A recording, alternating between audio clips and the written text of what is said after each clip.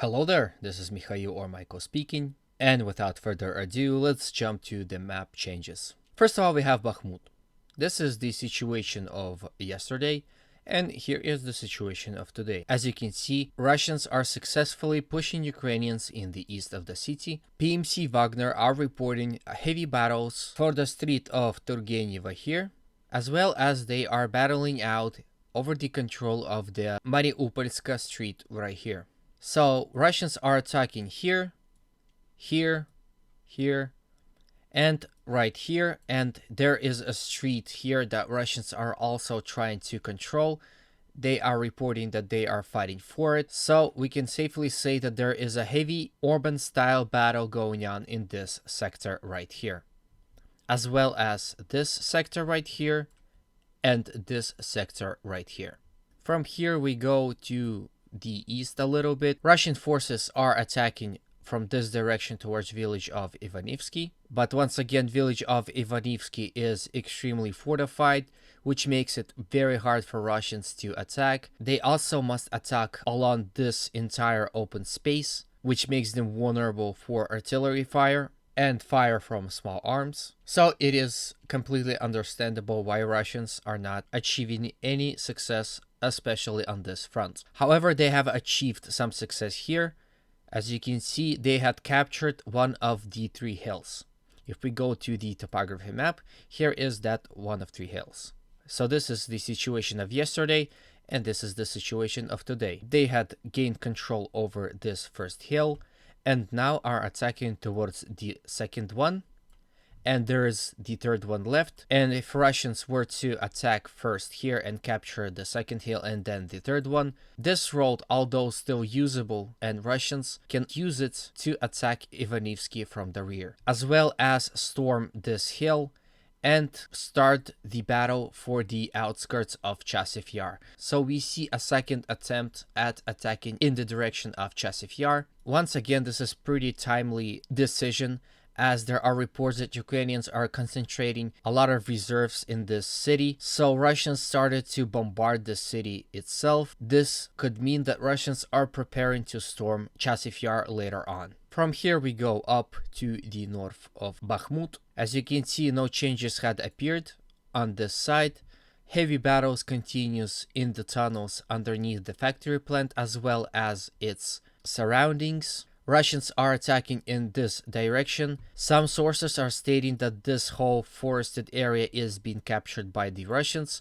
Other sources say that there is still a battle going on for this forest. The importance of this forest cannot be undervalued, as it is located on the hill, and whoever controls this forest can launch further attacks deeper into the rear of Bakhmut as well as village of Khromove.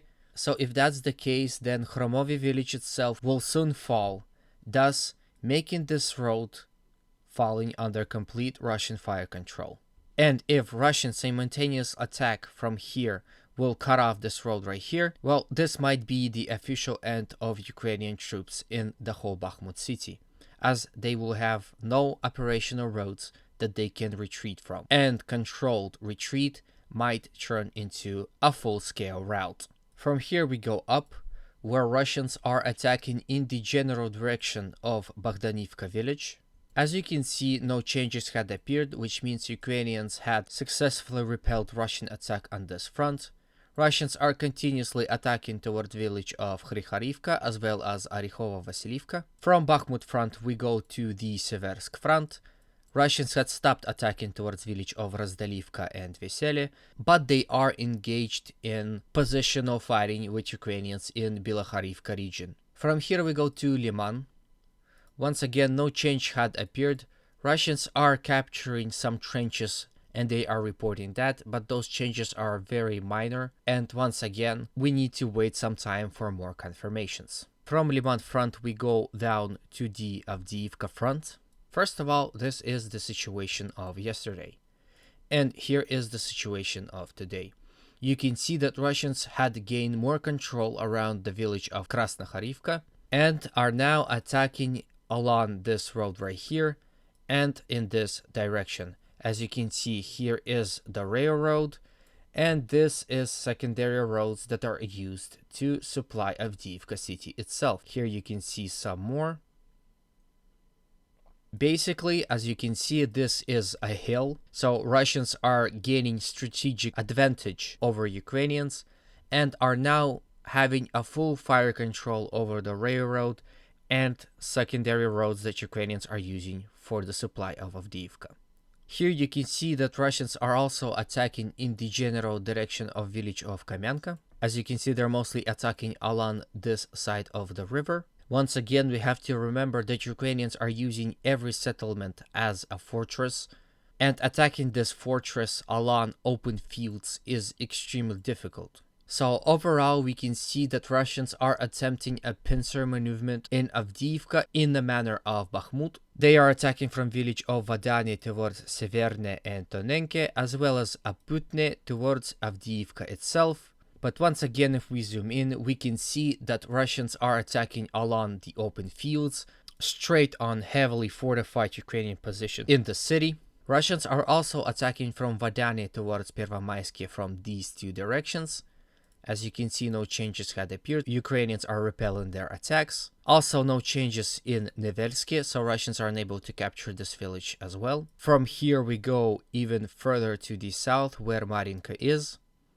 As you can see, no changes once again. Heavy fighting in the center of Marinka. Russians and Ukrainians are battling out who will come on top. So far, no one gained any significant advantage over another. No success at flanking on this front, as well as capturing village of Pobeda.